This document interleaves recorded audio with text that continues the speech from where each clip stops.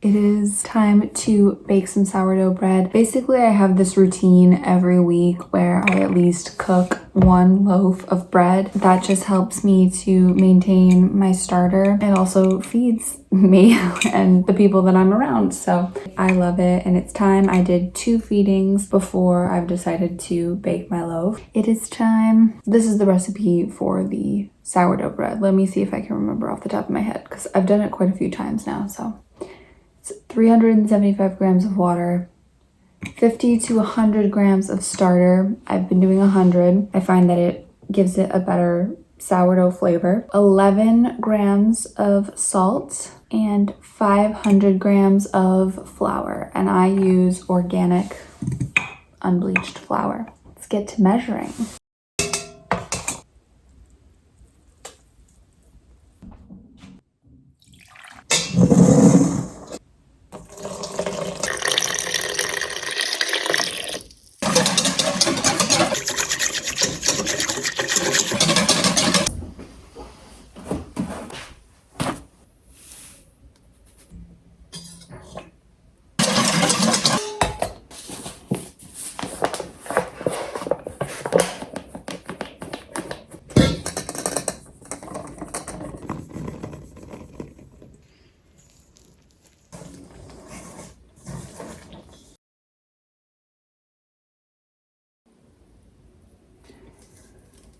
So now this needs to sit for 30 minutes, and then I will start doing the pull and fold routine about 4 times. Once I'm done with the pull and fold step, I'll leave it for as long as it needs to double in size, because I did find that when I didn't let it double in size, it wasn't able to rise as much in the cooking process. So I think that that helped.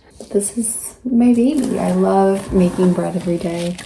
This is a hobby that I have taken up, and I'm loving it because I love bread. Honestly, I was thinking about this the other day. If I could only eat one thing ever again, bread would be high up on the list, right up there with pasta. This is last week's sourdough bread. It stays really well.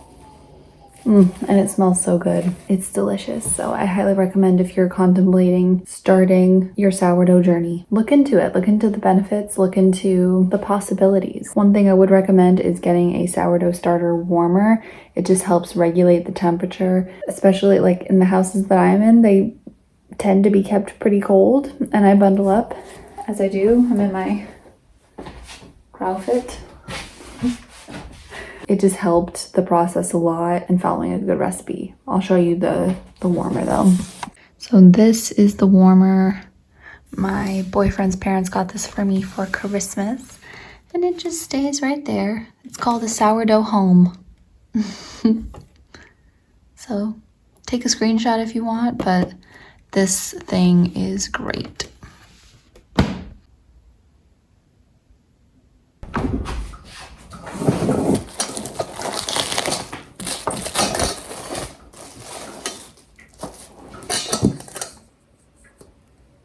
So this is what it looks like before any pull and folds happen.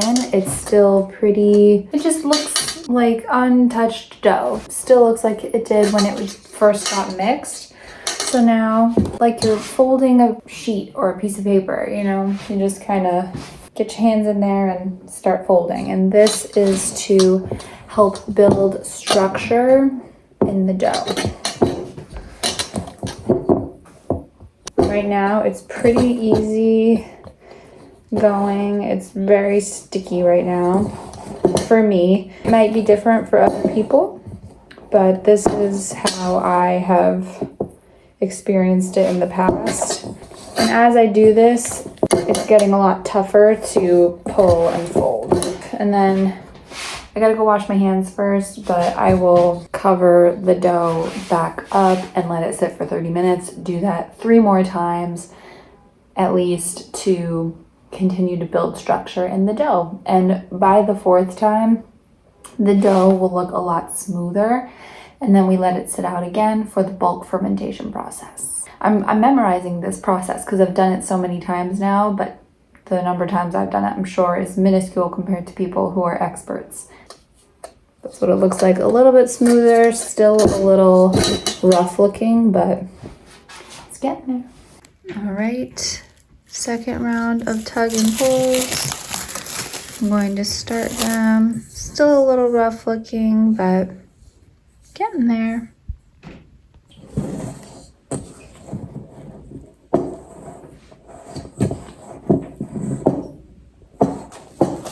Yeah, this is a lot more together now. It's not like falling apart as I do the pull and folds, which is good. It gets a lot smoother. See, it's a little smoother already. Again, building the structure in your sourdough dough. All right, it keeps flipping on me, but this is what it looks like. Very smooth. A lot of other people do like, whoop, they go like this and they fold, which I thought was interesting. Seeing people do that. Maybe that's more in the post bulk fermentation process. Gotta go wash my hands. Okay, so it's starting to develop some little tiny bubbles on the top. So this is the third round of pull and folds that I will be doing.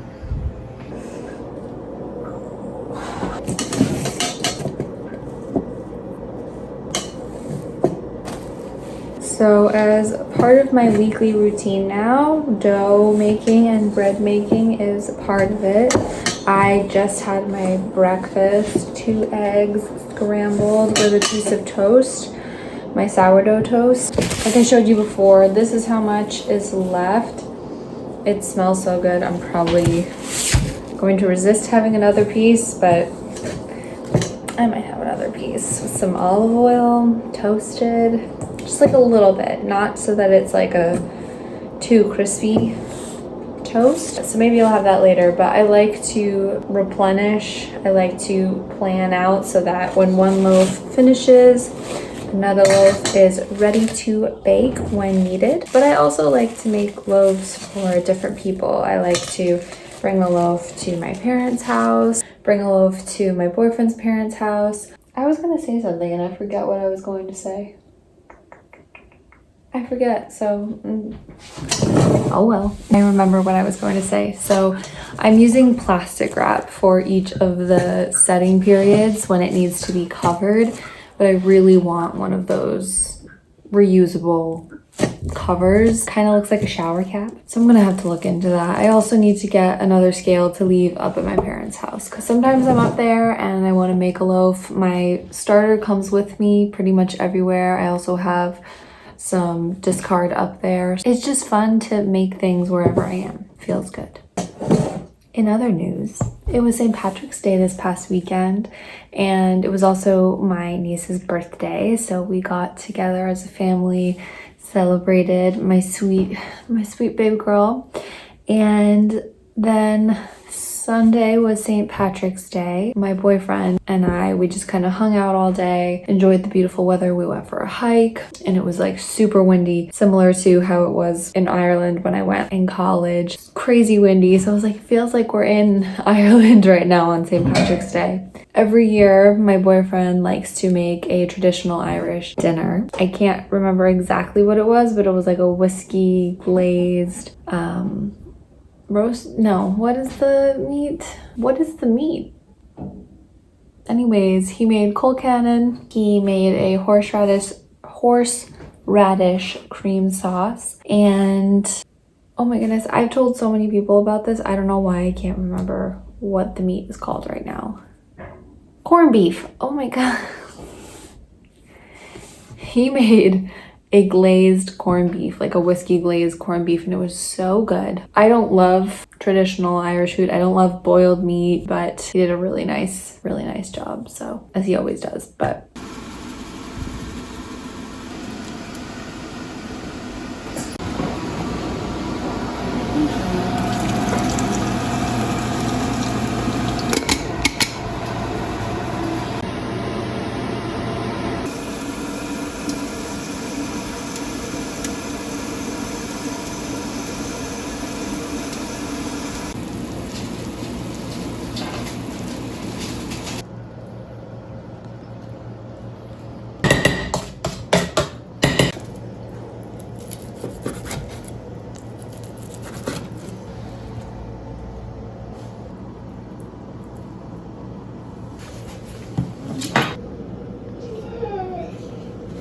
celebrated with that, walked into town, got some ice cream, and called it a night. We've been watching the documentary Making a Murderer, which we thought was going to be 2 episodes. Didn't look at the roster of episodes, obviously, because it was 10 episodes. We get to the 10th episode. We then see it going to the next episode. We're like, there were only supposed to be 10. There's a second part with 10 more episodes. It's 20 hours of content, and we are in the 13th hour of content thus far. So we're watching that. We're gonna just keep watching it until we finish because we're heavily invested in this story. That's what we did St. Patrick's Day evening. All right, back to work.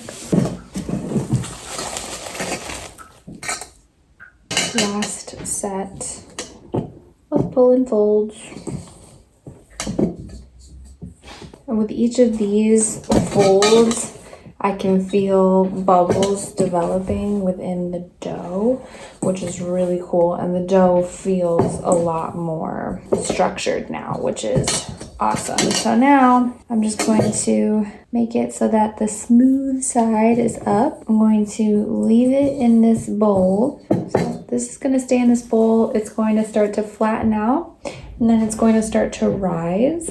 It could take a while because it is pretty cold. I keep having to bundle up because it is chilly out today. That will affect the bulk fermentation process. So basically, this just stays out on the counter. What they say is that once the dough has risen to a certain point, they say between 50 to 100% rise, but it also looks like it's domed. There's a little bit of bubbling at the top, not like sourdough starter bubbling, but just like a slight bubble definition at the top. That's when you know that it's bulk fermented enough and time to go in the fridge for the proofing process. So I'm going to let this sit for a while and just keep checking in on it, seeing how it's doing. I really hope that I eventually get to a point where each of the doughs that I'm making come out similar, because right now they've come out differently every time, and I think it's because I haven't been very consistent with my starter. So getting a handle on that I think is super important. But each time the bread is delicious, it's just a little different. I keep showing it to you because it's delicious, but this last one, it was huge. It was like this big around, not super tall though, so we'll see. Yeah, I'm just gonna let it bulk ferment. I love bread. I'm so excited. Highly recommend if you're looking for a challenge. Make some bread. Enjoy yourself.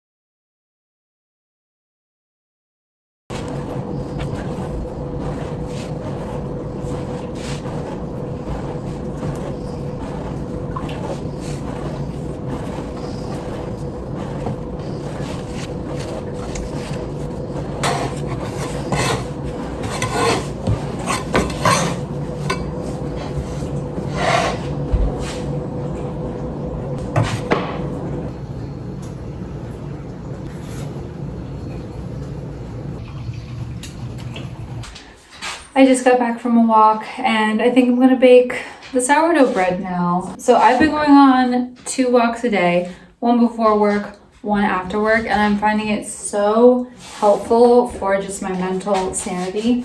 Making sure that I'm getting outside, being active, getting that fresh air, and talking to my mom. I literally talk to my mom every time I walk, and it's so cathartic. Here is the dough that has been proofed. Sorry if you hear noise, Ellie's eating. The pup is eating. I'm gonna leave it in the fridge though, while I preheat the Dutch oven.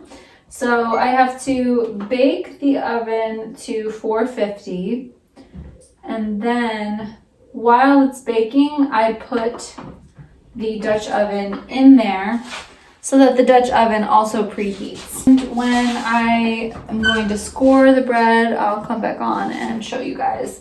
I don't have the fancy scoring tools like, you know, the razor or anything. I just use a sharp knife.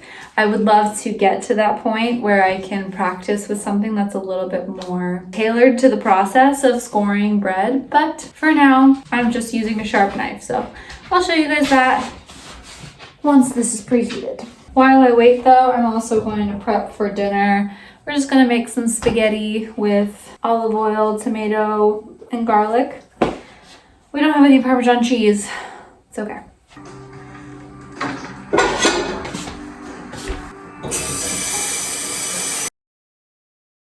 Oven is preheated. It's time to score the bread. So I take some parchment paper because this is going to go into the Dutch oven. Nice healthy slice of parchment paper. And then take the dough that has been proofing in the fridge. Just flop it out. So now I'm going to just try and cut a slice. So this is what I've done to it.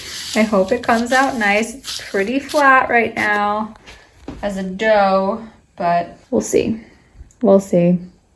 Oh, it's not 450 yet. Oh, I only baked it to 350. I thought I baked it to 450. Dang it. Okay, well, now this is gonna have to sit out, so. All right. This part you have to be careful with because it is a Dutch oven that has been preheated to 450 degrees, so it's going to be hot. All right, so I've got it in there. There's the loaf in the Dutch oven. I added some other scores. They're unnecessary, but I did it. And now it goes in the oven at 450 degrees, covered for 30 minutes.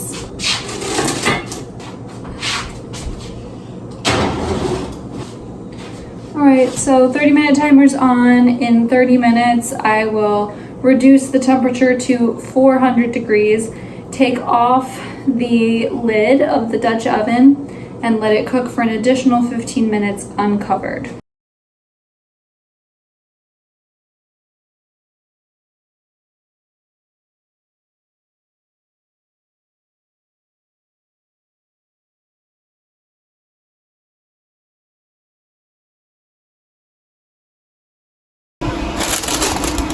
Okay, there it is. The scoring didn't go very well, but looks pretty good.